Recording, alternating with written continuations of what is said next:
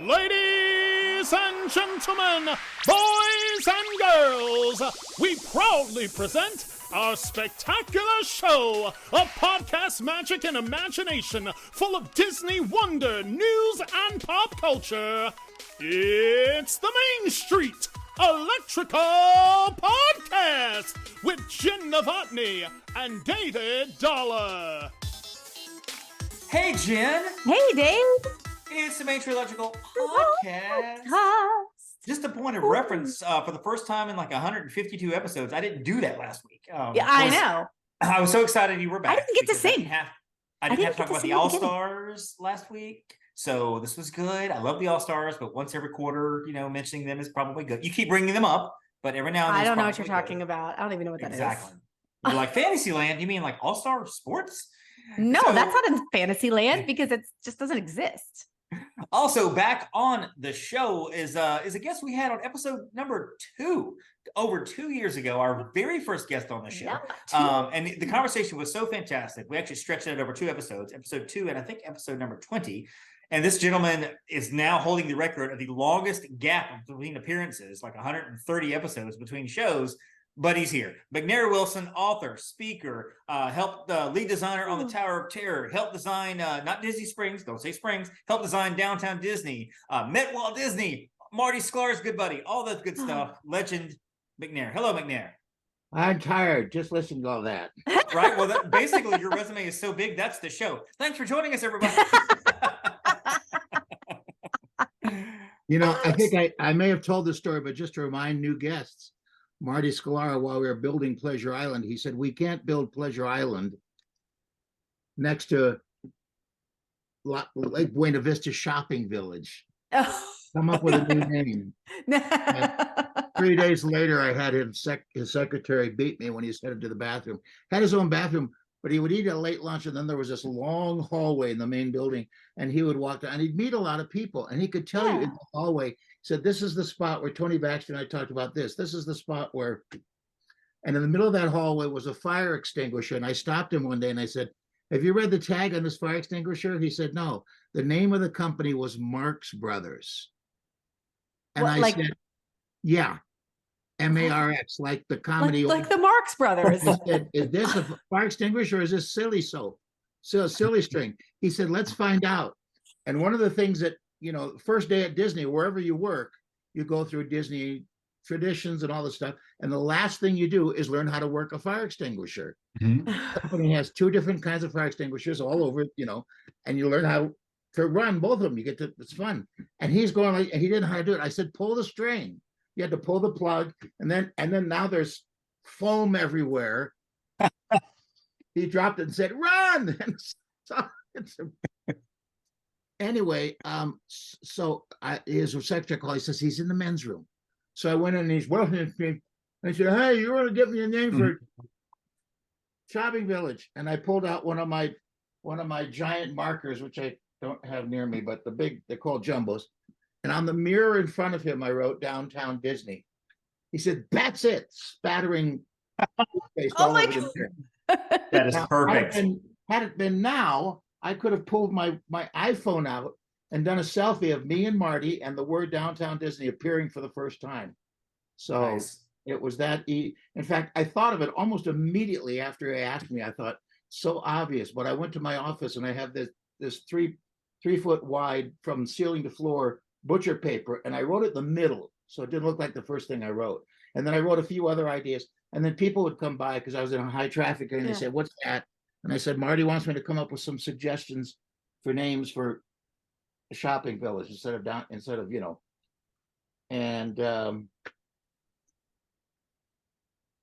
so that there you go. I love it. I love it. One of the easiest big hits I ever did. It works.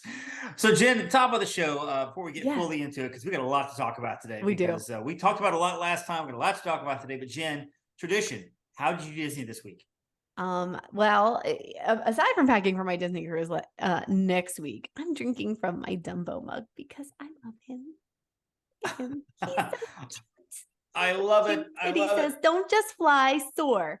And this is like one of my favorite mugs because he's so cute. Well, right now as we're recording, it's Amazon Prime Day. Amazon Prime Day has a whole bunch of stuff on sale. They which sure of course do. includes the Funko Pops. And this is my latest, which I got. It's the Civil War, Captain America Civil War Scarlet Witch. Now, I wouldn't normally be buying this particular series. However, it has 3 words on here that are very cool to me. And those words are build a scene. I knew it. Which means if you get all of them, you can attach them together to make a scene out of the movie. And because it's my favorite Just like Marvel the movie, shawarma scene. just like the shawarma scene. Like the shawarma Unfortunately, scene. I jumped on this late because they were releasing, there are 12 in the series. They were like releasing like number 7, number 8 when I jumped on. So I've been buying these like every few weeks, and my wife is like, another one? I'm like, I know, but I've only got I got to catch up. And now not only am I buying the current ones, the new ones are coming out for pre-order. The Spider-Man just was Where are you going to put all of these? I don't know, because I also bought a media shelf on Prime Day for like $40 to put together for DVDs and CDs and stuff. So it's ridiculous. So what? Obscure reference number 29. Yes. The first time I ever heard of Funko and all its tributaries was from my very good friend Al Erasum, who is the first guy I thought of when we were designing Hollywood Boulevard. We said there's going to be a house on Hollywood Boulevard. It's always a last house on a main street. And we named it Sid Cahuenga's. And then somebody said, oh, it should be a gift shop. Sid Cahuenga's one of a kind shop. Yeah. Of course. I'm taking all of this, what was a half hour. And I said, if there's a Sid Cahuenga, there's got to be a Sid. And I immediately thought of this guy, actor in Minneapolis that I met when he was in college and I was on campus as a guest artist. And he'd be perfect because he's very dry and laid back, but a terrific actor. Well, he was into Funko like nobody I know. And I say was because he's no longer with us, unfortunately. But a great go. And he was the original Sid Cahuenga. That's awesome. I That is love awesome. that shop. I mean, It's a name that services now, but I love it. It's almost like a name that the Disney people remember and they recognize. You're like, where have I heard that name before? And it's there in Hollywood Studios. That's the shop. Right there, That's the gift right shop. in on the left. And McNair, I will tell you that, and we'll take this part out, but I'm here at home with my kid.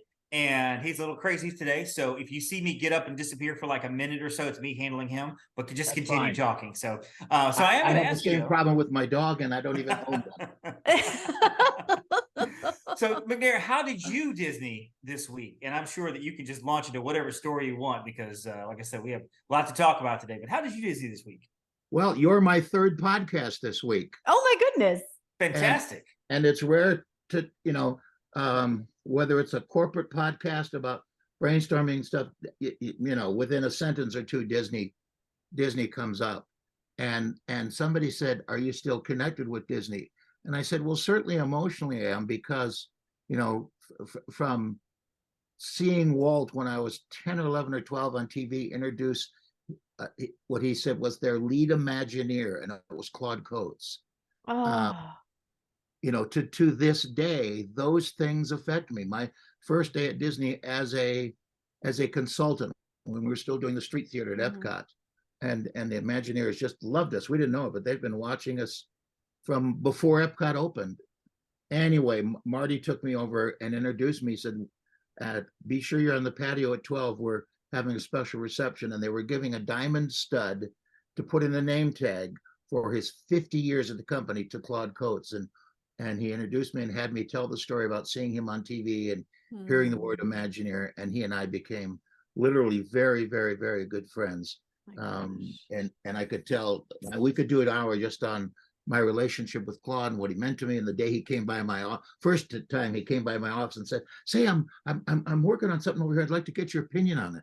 And I looked out in the hall to see if there's some guys that had put him up to it. But he really did do that with other Imagineers that he was. That's awesome.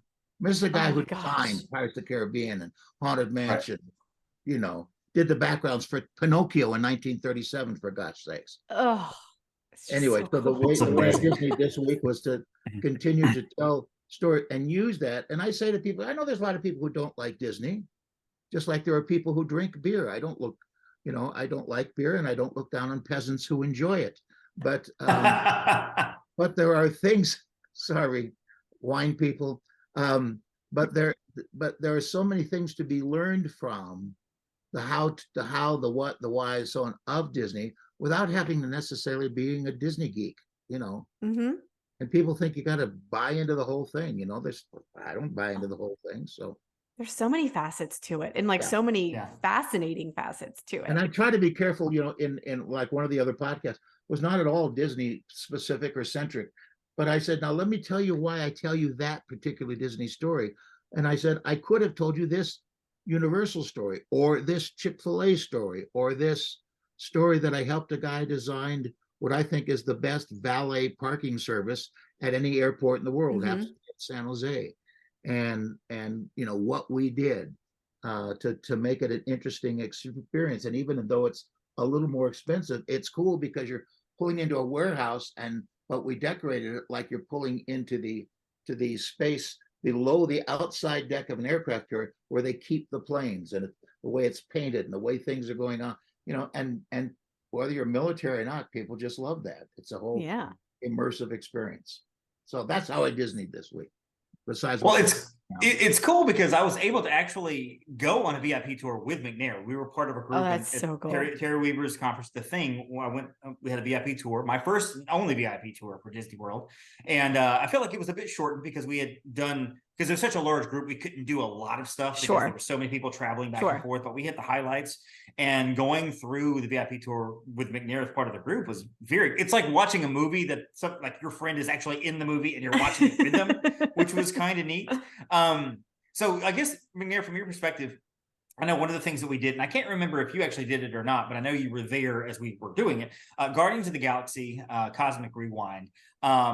Your thoughts as an Imagineer on the ride itself? Is this like fantastic for Disney, or is what do you think overall in terms of what Disney is doing with things like that? Well, I wasn't feeling well that day. I don't know if I made a big deal out of it. I got a headache on the Bow Wow Slinky at Toys Land. I'd never been on that ride, and I do fine with roller coasters, but it was a warm day. I don't think we had lunch or anything, which doesn't help. No, that doesn't help. I need to eat, Yeah. I'm weird that way. I try to do it every day. Eat. So at least once. And so I knew that to go on that would be a fatal error. And I also for the first time in my life didn't go on Tower of Terror. If I'm there, I'm in, whether it's just me and a friend, or me and me, or me and a group of people. But I just knew that was going to make it worse, and I wanted me to be available to everybody. And neither of those well, I didn't work on Guardians. Here's my take. Here's a fabulous ride. I bet you it is, and I look forward to riding it. It is. I love it. With each park, we set up criterion for what this park is about. Disney MGM Studios, now Disney Hollywood Studios, they're going to live in infamy. It's not even a name; it's a subtitle to a book. All of them have sort of a prescription, a marching order. Here's what they are. With the studios, it was not rides of movie stories. That's Disneyland. That's Universal Studios. That's fine. If you go through a ride at Disneyland, Pinocchio, you're experiencing the story of Pinocchio. But at the studios, it's behind the scenes. It's the how-to. So that when you go through Pirates of the Caribbean, if you look up, there's sky there. There's a cyclorama. It's an enclosed story. But when you go through the Great Movie Ride and you got to the Munchkin Village, if you looked up, it's scaffolding and lighting. You're on a soundstage. So it's behind the scenes.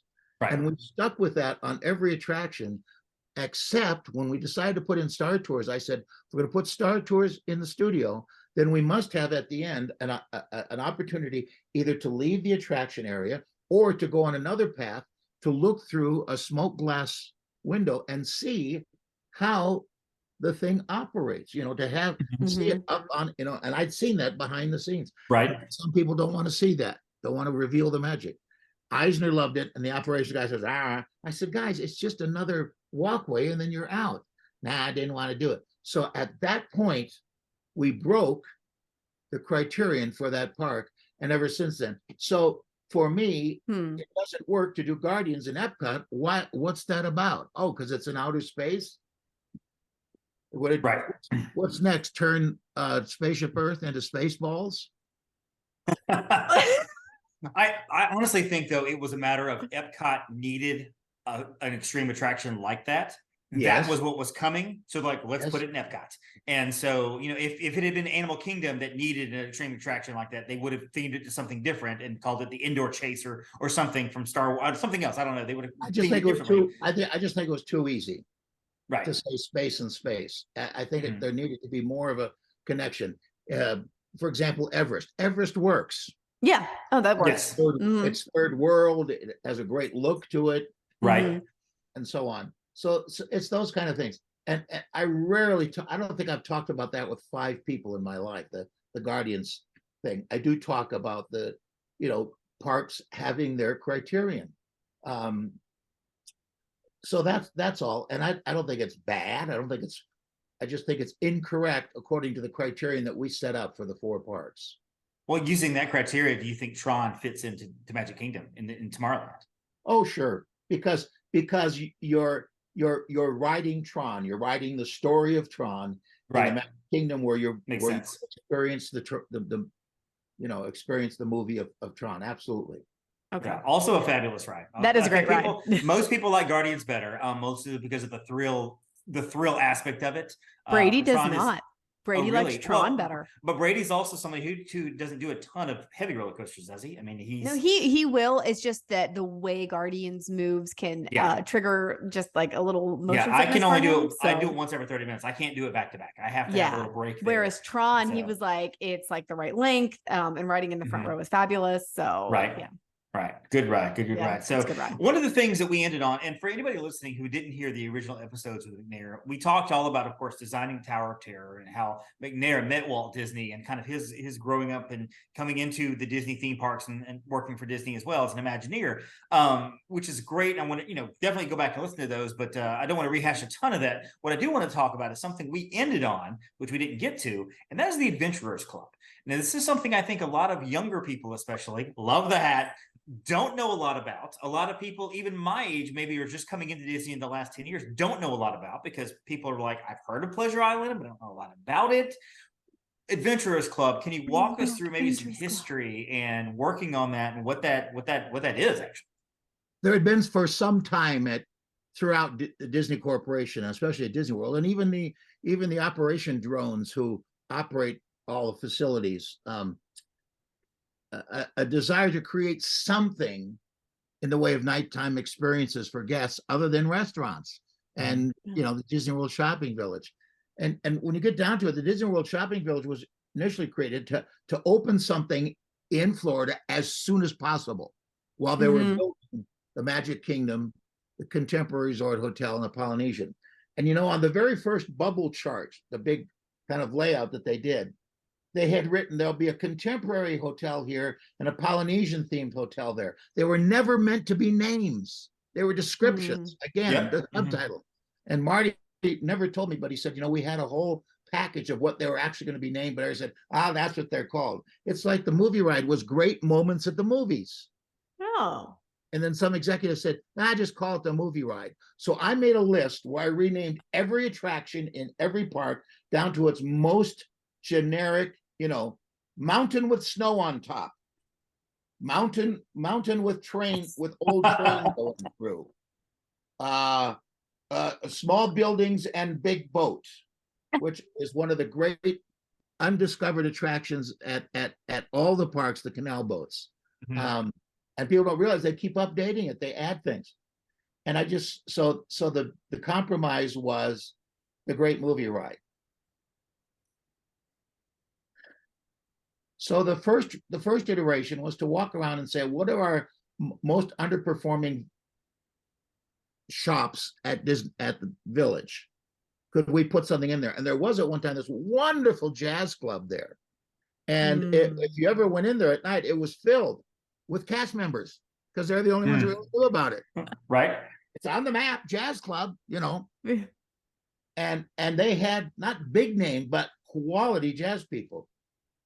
And then somebody said, what if we built a space? And Chris Carradine, one of the Carradine brothers, son of John Carradine, the actor. Chris is the brother of David and Robert, and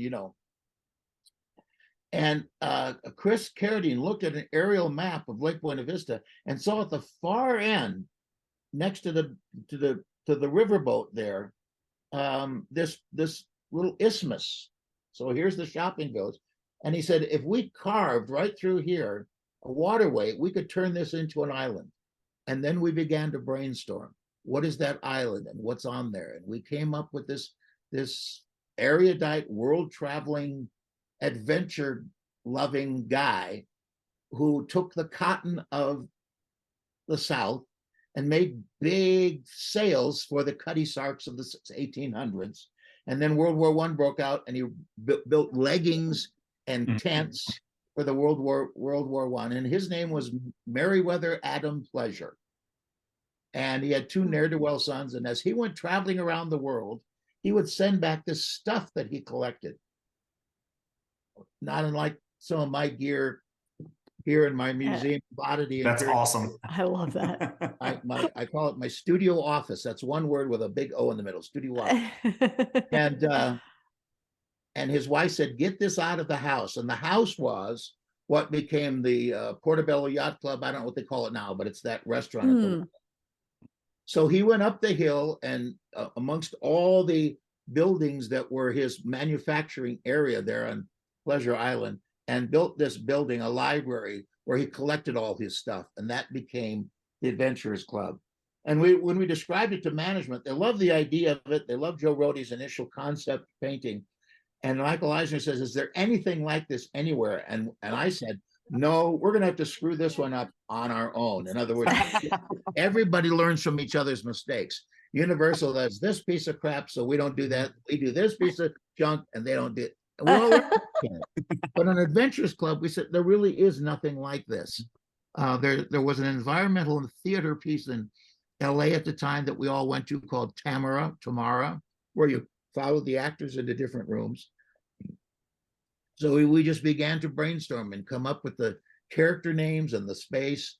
We spent every first Sunday of the month, or second Sunday of the month, at the Rose Bowl swap meet in Pasadena, buying stuff. We keep talking. I've got a wonderful object lesson. And we sent off to the Beekman Archive, an organization in New York that has something like 80,000 old photos, some of them historic. Oh my gosh. Oh, wow. And we got several hundred of them. And we sat down one day and wrote captions for them as though these were the stories from the Adventurers Club. And those are the photos that were all over. And we said, well, how are we going to put captions on them? And I walked in one day with the typewriter that my father gave me as an 8th grade graduation present, because I wanted to be H.L. Mencken. I wanted to be a reporter. I was on the school paper. So this is literally the typewriter that every caption in the Adventurers Club was typed on. Oh my gosh. Typed them on newsprint, still works. I just need to get a new ribbon. Ouch. And typed them on newsprint, soaked them in tea, so on. Oh. And the idea was that you just, if you had never, the best way to experience Adventurers Club, you can Google it, is Wikipedia has a great 3 or 4 page outline telling how it worked, who the characters were, and so on. Guests loved it. It had something like a 96 or 97 guest approval rating, which meant that on any survey and to any question where Adventurers Club could be the answer, it was the answer 96% of the time. Like, wow, what was your favorite attraction? What's the best thing you did this week? What was your favorite restaurant or bar? There's a lot of places you could have said Adventurers Club. 3 favorite things of the week. And guests would say, Pirates of the Caribbean, Adventurers Club. And it's rare to get in the 90 percentile, let alone 97. Wow. That's Ran just 20 years. Guests loved it. When they announced it was shutting down, I mean, the people just swarmed it. There's no reason for it not to be there. It was where what I call the Dedison Club is now, the Edison Club. And the Edison Club, big plans. Oh, it's going to be environmental and there'll be characters, just like they promised us for Galaxy's left and right edge. And what are there? Some stormtroopers watching around. And if you're lucky, Tuesdays at 4 o'clock, you'll see Ray running through. And it's too bad. It's too bad. I just did a podcast with some guys talking about what to do with the Star Cruiser, the hotel. And so it was one of the favorite things I worked on. I always had a great time when I went there. I could sit down and say to the bartender, all the bartenders were named Nash. I say, Nash, my regular. And if it was a new bartender, they'd turn to somebody else and they'd tell them, and there'd be my glass of red wine. And I would always dress looking like I was, this was, you may or may not remember, this is the helmet that the security guys, Disney security guys wore at World Showcase. And I borrowed it for the opening party that we did in LA for Imagineering to celebrate the opening, because they opened simultaneously Pleasure Island, Disney MGM Studios, and Typhoon Lagoon. So we did one big party at the Arboretum in Arcadia next to Pasadena. Arboretum is where they filmed Adventure. What was that show? The Plane. Fantasy Island. Thank you. Like Tarzan movies, it's a wonderful space. And we had sent out invitations. So I had this spot where people came by with their invitations, and I stamped them, and I was wearing white.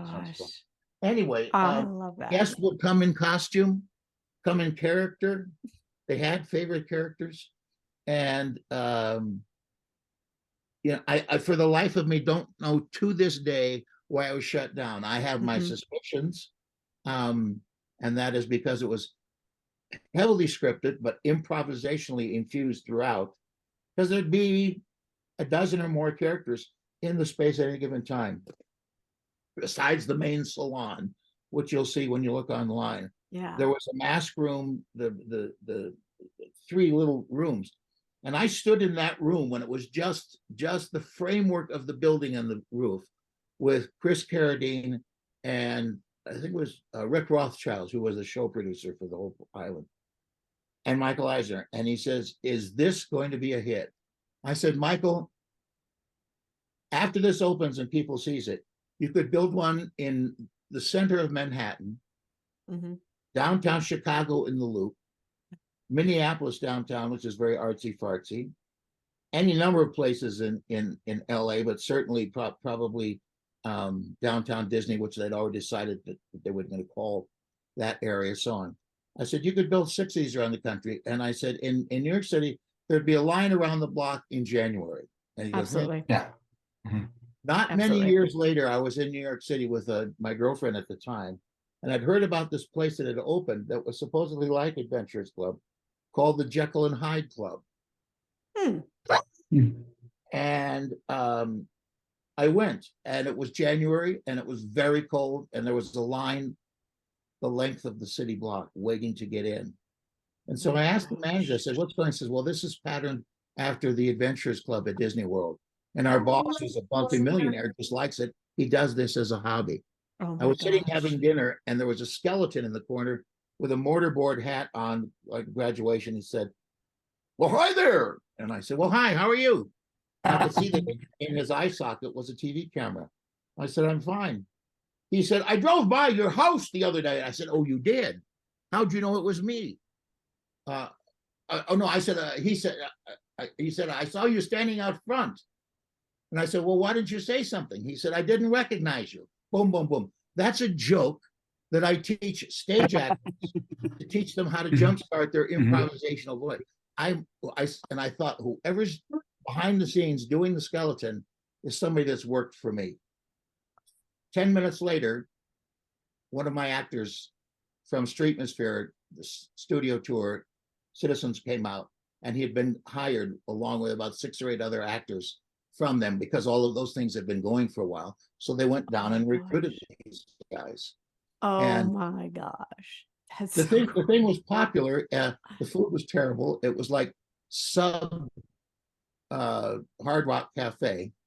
And I said to Michael when we were standing there talking about, is this going to work? Said the only thing that we didn't do, we should not do the club next door, which was going to be a jazz club and became the Armadillo Country Western Club, Neon Armadillo. I said that should be a restaurant for the Adventurers Club. It opens at 11 a.m. It stays open till 1, has its own set of characters as well, and so on. And they didn't do that. But I think just Disney, they couldn't control it. It didn't make as much money as they want to. And they made the mistake, I think, of requiring that each of the venues at Pleasure Island make its own level of profit rather than saying, let's look at the whole thing. Right. It's okay to have Right. it's okay to have a Right. club that's for teenagers that won't do as well. It'll stay busy, but it won't do as well because teenagers don't spend a lot of money. Right. And that's fine, but give them a place to be. So the Adventurers Club was great fun. I think you could do it again in a minute. I think you could, in less than 6 months, remodel and transform the Edison into Yeah. the SBA World Headquarters, and it would be a huge hit, and there'd be a line every night out the door. Absolutely. Well, I and waited correct me for if I'm it. wrong. It just seems like, well, number one, at the time it closed, it was closing with everything else at Pleasure Island. So it wasn't just they closed that particular club only, like everything else started closing. And I'm guessing that it was just, I hate to use the word labor intensive, but because there was so much going on there with all the different roles, all the different characters and stuff, it was just, I guess, too much for Disney to keep up with. So they figured they would just close it along with everything else and then, redo the whole thing. Is that sound like a fair assessment, or was there more to it than that? It wasn't as expensive as you think. It was well worth it. They could have added more food and made it more worthwhile. It was busy. It was as busy as it could possibly be, except maybe on Sunday nights when everybody's just getting into town. You know, Disney World is a Monday through Friday park. Yeah. It's a guest coming. You go home from work on Friday, you go get your new tennis shoes on Saturday, you get a plane on the Sunday, you go to Disney World. Disneyland is the opposite. It's busier on Saturday and Sunday than during the week because it's a local. 70% of the people who go to Disneyland live within a day's drive. Now, that doesn't mean that there's a lot of dolphins and sharks coming there because it's 10 minutes from the beach. But there are ways that you could have increased the monetization of it. The popularity of it was that compared to what they're doing now, night and day. I mean, the Edison is a hugely expensive building in which they do nothing. They said it's steampunk. First night I went there, it's been open a month. And a band came out. It was 4 pieces, a little jazz group. And they were fine. But it was live music. Right. And I asked for the manager, and I said, I thought this was going to be steampunk. She said, well, their costumes are kind of, I said, kind of steampunk. Kind of doesn't work. It's like sentences that begin with well. I thought this was going to be steampunk. Well, then don't finish the sentence. That's an excuse. And I said, by the way, the saxophonist, who's very good, came out and set his music on a kind of an ornate music stand. His music was an iPod. Is that a steam-powered iPod, man? Those are the kind of things that Imagineering goes out of its way not to do. Right. And I've been to the Edison, and I think the food there is pretty good. I had the dancing corn dog appetizer, which was good. It just feels like to me, steampunk is a theme that's only for a certain group of people. Like it's never been something on like, I love the steampunk dragon at the parade in Magic Kingdom. It's pretty cool, but that's because it's the only piece of that parade that has that steampunk theme. So it's very unique. To do a whole restaurant, I'm like, okay, this is just, it's fine. And it's just one, but it's just one restaurant. That's fine. Right. Yeah. No, one of my favorite is Enzo's Hideaway, which is the underground Oh, yeah. Italian place. Now, not everybody likes Italian. Not everybody likes, that kind of going down in. Then don't go. Remember, Enzo's also very small too. Remember, the guy goes to the doctor and he says, Doc, it hurts when I do that. The doctor says, don't do that. Right. But the other thing I want you to notice, and this is not to pick on you, David, we're longtime friends. Oh yeah. And that's not going to change. You just used the word pretty twice. Pretty good food and pretty interesting for I don't want pretty anything. I go to a place at anywhere at Disney World and the food is pretty good, that's the last time I'm eating there. Yeah, that's a good point. There are friends of mine here in town who have really 3 really good restaurants just opened an Irish pub. And I went the first night and the lamb stew was off the chain. Fantastic. Ooh. Next time I went, I got the fish and chips. Love fish and chips. They weren't great. They weren't even pretty good. The batter was too thick and crusty. The fish had no flavor. So I wrote to one of the owners. It's a husband and wife. And I said, you got to fix the fish and chips. And they did in a week. And it's fabulous now. I always tell guests, wherever you go, a restaurant, a dry cleaner, a theme park, a cruise ship, always write or go to guest relations and said, we did this and it was great. And here's why. Specificity. Tell them why it was great so they'll keep doing it. You ever go back to your favorite Mhm. restaurant and they don't have your favorite dish anymore? That's because nobody It's said awful. that is a great dish. Yeah. And at the same time, if something was terrible, tell them why it was terrible or why it didn't live up to your expectation. Mhm. I used to get every week because I was at Disney. I got before I left Imagineer, I got promoted to director level, big D director, which accessed me to a lot of stuff. And one of those things was an every other week 8 or 10 page compendium of guest comments from Disney World and Disneyland, just words, just typed out. And it was interesting what was on there. Marty asked me one time, our boss, he said, do guests think it were too expensive? I said, it's not about the price. It's about what you get for the price. If I it costs agree. you, Yep. and I'll just round it off for now, $100 to a person to go to Disneyland, and you only get on 3 major attractions, that's not worth it. But if you want 5, maybe it is, as a family. I see moms and dads doing the math in their head as they're standing in line at Spaceship Earth, or as what I call future sweaters of America, because they get in line because they're sheep. They're going to be sweaters someday. And we used to do a show out there, Mr. I, a nutty professor, and it was only 10 minutes long because we had a human robot and so on. Mm-hmm. Robot, I'd put them away, and then I'd go back on do it. And I said, folks, you don't have to stand in this line. It's the first line here. It's the line. Get out of the line. Come on, break away. Go back to Spaceship Earth. Go back to Italy. It's open now. It's wonderful. See the street here. And I would get guests to get out of line and go somewhere else. Yeah. They'd come in the front gate and see this line. They say, it must be good. Let's get in line. Yeah. Yeah. If there's a line and it looks too long, don't stand in it. Right. Also, tell people whatever it says wait time is, they're lying. They make it longer to keep always you line. And they can make it without the line getting longer, they can make it shorter by adding 15 minutes to that number because they don't want to block traffic. And that's a great system. I do too. I think it's great. I just tell people if it looks too long for you, get another line, but don't walk over the park looking for the shortest line. So now we've got apps and that helps a lot. But, agreed. But do tell them what worked for you and why it was good. And geez, wouldn't it be nice if? And I do it every time I go to the park, to any park. I love that. So because people like me and others who have more power than I ever had read those and things change. They do start. I mean, I do think that they, with the changes that they're making now, it seems like they're starting to listen to, some of the guest feedback and things like that. But I wonder if, do you think that if there were enough people who said, could we bring back an adventurers club? Do you think that they would ever consider? Because I only ever got to go once. It was on my honeymoon. And my husband grew up, like his family always went to the adventurers club because he was going to Disney since, like 1975 or something like that. So they always went to the Adventurers Club. They have all sorts of memories of it, but I only have the one because I was too young. I want to believe that's possible. There are 5 or 6 or 8 or 10 Facebook sites dedicated to the Adventurers Club and SCA, the Society of Explorers and Adventurers, which is a completely fictitious organization that connects about 16 different Disney rides all over the world. Yeah. There are thousands of people who love the Adventurers Club. There's the annual, what's it called? It's not the Adventurers Day, but it takes place both in Magic Kingdom, Florida, and Disneyland. Yes. We ran into them one time. Yeah, it's like Safari Adventure or something. Yeah, something like that. Yeah. And it's like a in the park mystery. You have to find clues and so completely put on. A lot of the people that do it are cast members, but it's not an official thing. But the park lets them do it. They don't impede anything, and it's very popular.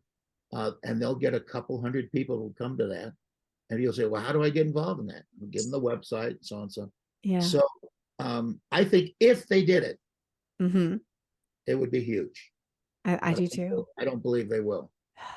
That's so sad. It was so good. I have an acquaintance who's one of the major sponsors, people who owns and operates. How can I say this without giving away? He's what do they call them? Anyway, his company is at Epcot.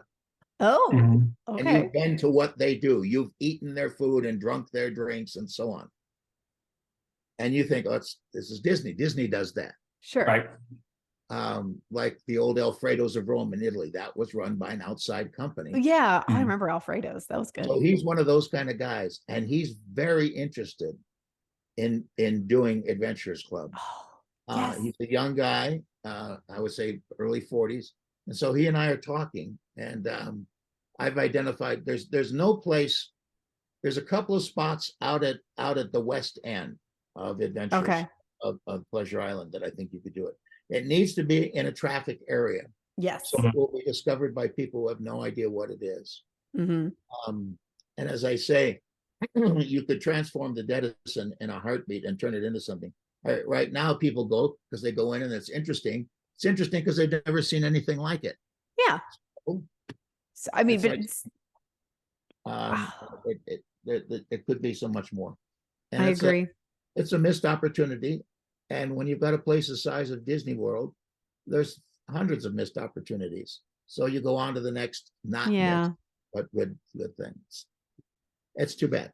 it is. It is because it was really cool. My husband has great memories of it. So Yeah, I would have liked to have been there and seen it. Like I was at Disney World at the time it existed, but we never went there. So Well, I encourage people to Google the Disney Adventures Club on YouTube, watch it, and see if it doesn't look like something you would have loved to we would have loved it. have. Well, I fun mean, with. you're behind you on those shelves. Looks like the Adventurers Club back there with all the things you've got going on.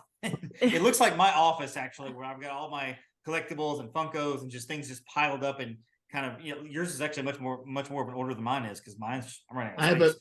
I have a good friend who we both know, David, who has a very interesting office. His is interesting because it's a mess. This I do on purpose. That's hilarious. So.